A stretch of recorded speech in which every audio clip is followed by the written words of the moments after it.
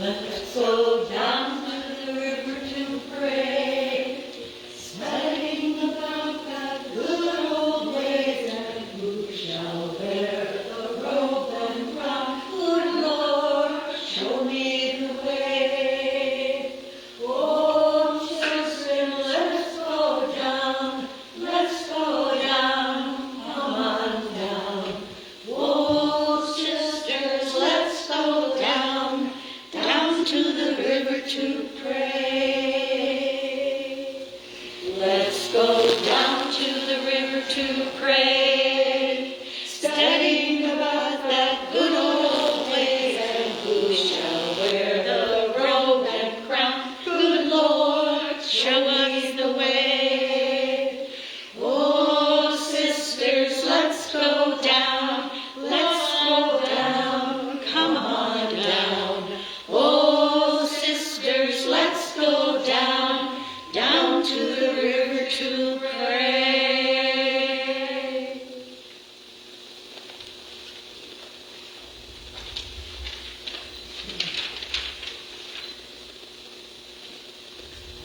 Today, I am Esther. Now, what does a woman of God mean to you?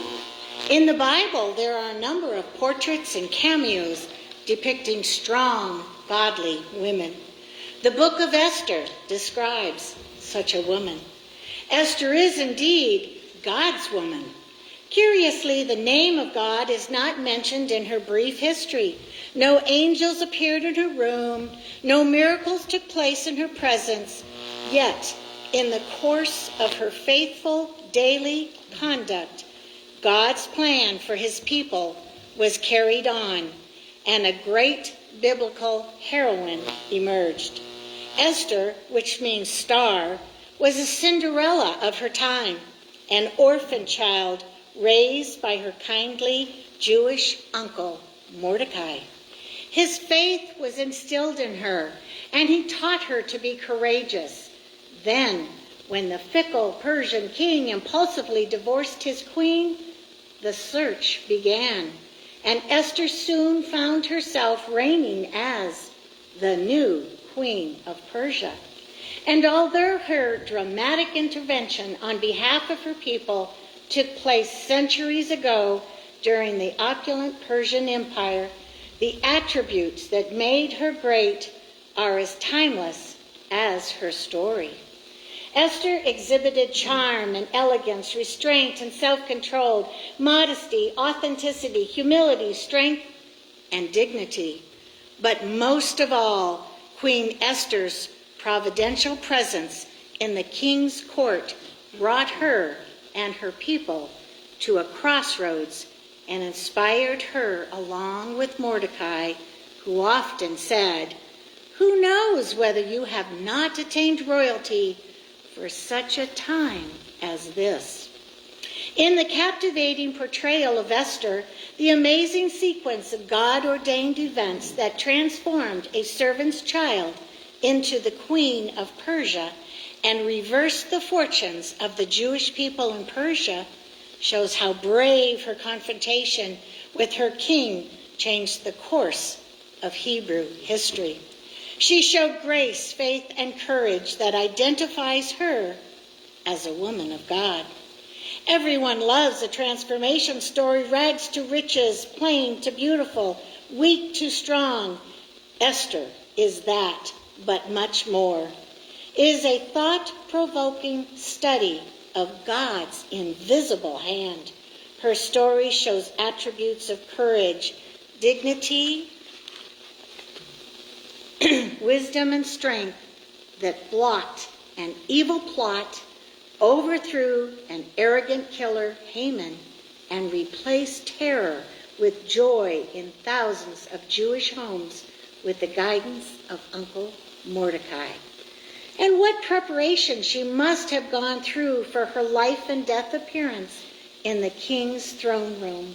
This young, beautiful Jewish girl, born Hadassah, will always be remembered for her courageous act of royal intervention.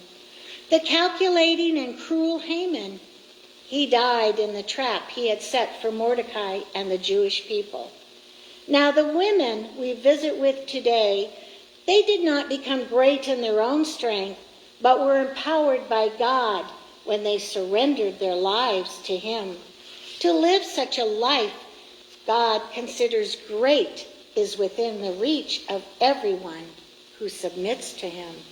As God used Esther to make a difference in her time, may he use our strength and dignity to shape and change the times in which we live.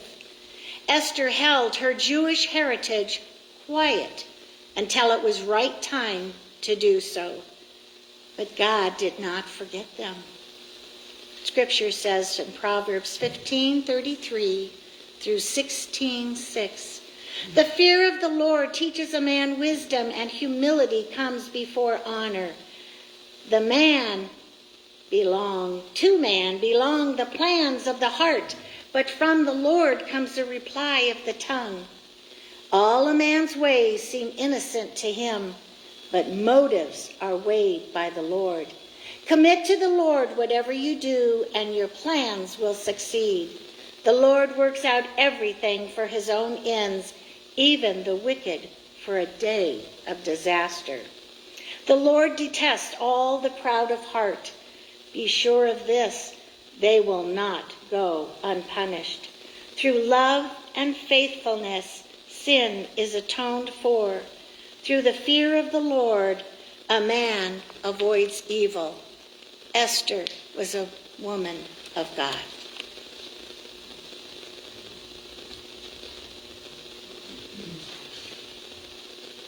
Samuel, chapter 2, verse 1. My heart rejoices in the Lord. My horn is exalted in the Lord. I smile at my enemies because I rejoice in your salvation. Hello, good morning. My name is Hannah, wife of Elkanah, who is a well-respected Levite. My name means grace. We lived in a remote territory and every year faithfully went to the tabernacle, a meeting place in Shiloh. I longed to be a mother and always prayed for a son. If God answered me, I promise I will give him to my Lord. I also vowed to never cut his hair. Being devout and righteous, I prayed and prayed and prayed some more. After many years, I finally conceived a son. The son I always wanted. I named him Samuel. And I took him, when he was about 3, I took him back, or we took him, my husband and I, back to the tabernacle. And this time, we gave him to the Lord as I had promised.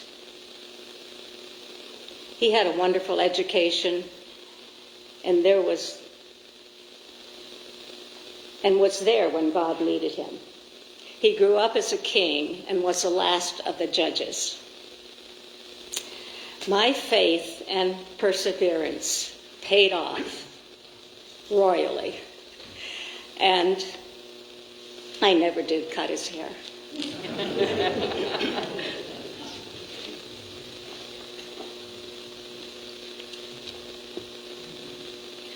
I am Anna.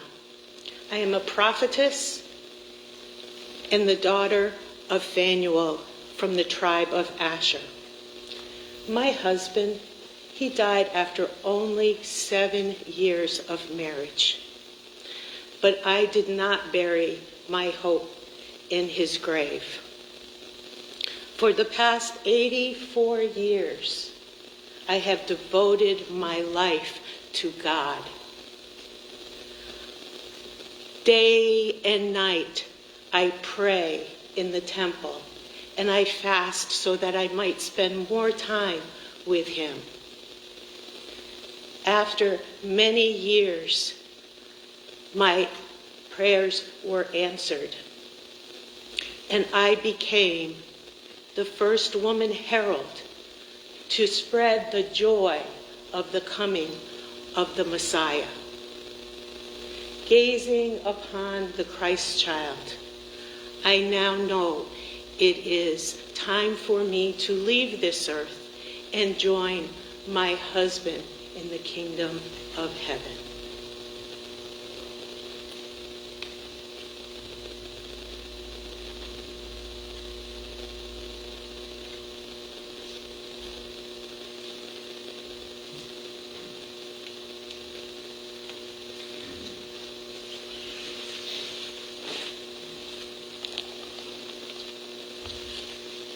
Good morning.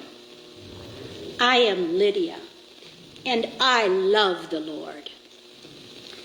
This is a tale of my journey. The Apostle Paul, along with Silas and Timothy, was spreading the gospel throughout Europe and established his church in Philippi. It quickly began a center for Christianity. I came from Asia Minor in the city of Thyatira, but traveled to Europe, where I came upon Paul in the marketplace and learned of his ministry. I am a businesswoman. I sell expensive purple dye and the royal purple cloth of the wealthy and the powerful, demanded by the nobles. I am very successful and have great wealth. My large home is filled with servants. Paul was part of the Jewish community in Philippi.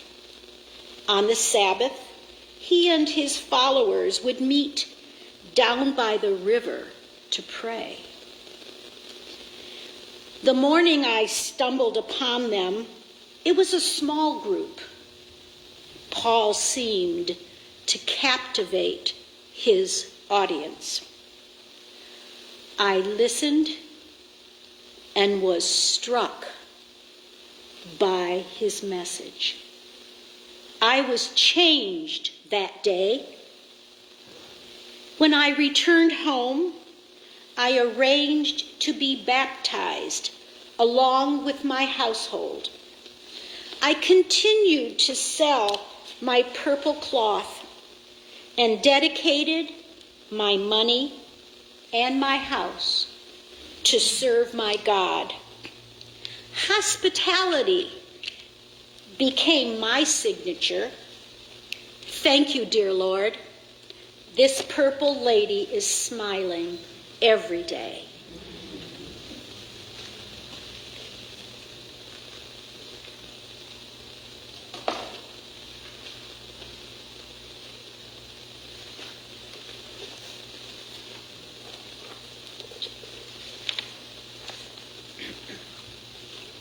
Good day. My name is Rahab, and I'm from Jericho. Bit of background to my story. Jericho was considered to be the worst of the cities of the Amorites. Thus God commanded Joshua to destroy both the city and the inhabitants. It was a place of extreme violence and criminal activity. I was an innkeeper, but in some circles I was known to be quite the harlot, shall we say. My home happened to be built against the town wall. The design led to easy access and egress, an important part of my story. Before Israel's battle against the fortified city of Jericho, Joshua secretly sent 2 spies into the city to scout out the territory. These men were in quite desperate straits, as the king of Jericho found out that they were in his city and had set out to capture them, and the soldiers were hot on their trail. The Jewish spies turned up on my doorstep. How did I know I needed to help them?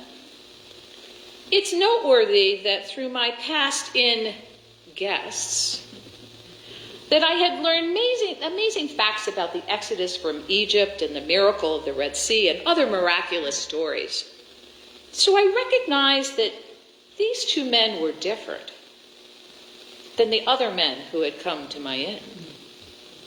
I somehow knew that these men were men of God, bent on the mission of overthrowing the enemies of his people, and that to take sides with them was to take sides with God himself. I knew I needed to help them, even though it was perilous to do so. I put not only my life, but my family's life in danger. I negotiated a deal with them. I would help them escape if they in turn would spare my life and the lives of my family. The spies agreed to my request with 3 conditions. Number 1, I had to distinguish my house from the others by hanging a scarlet rope out the window. This is so the Israelites would know which home to spare. We had to stay in the house during the battle. No problem with that. And I must not later turn on the spies. My plan. I decided that the safest place to hide them was on top of my roof under piles of drying flax. When the soldiers came to my front door, I simply told them a lie. That in fact there had been 2 travelers there that fit the description of the spies, but they had departed not too awfully long ago by the way of the eastern gate. And they seemed to be quite in a hurry. Luckily, the soldiers bought into the story. And rather than take time to search further, they scurried off to catch their prey, not knowing the spies were right under their noses. This lie was actually an act of treason. I was a bit nervous because if this plan did not work, I was in serious life-threatening trouble. As soon as the coast was clear, under the cover of night, I led the servants of our God down from the window in the wall and out into the countryside and gave them valuable tips to escape capture. I was spared. My family was spared. Now, I would love to tell you more about what happens next. Who did I marry? Am I in the lineage of Jesus? Why am I in the bad girls of the Bible? Well, this story is for another time. And what I want to leave you with today is that I did the right thing because I believed. And that is what faith is. It's not just believing. It's believing enough to do the right thing. No matter our past, God asks us to believe in him and live our faith through action. When we do, God can use us in powerful ways to change lives, both now and for eternity. Grace and blessings to one and all.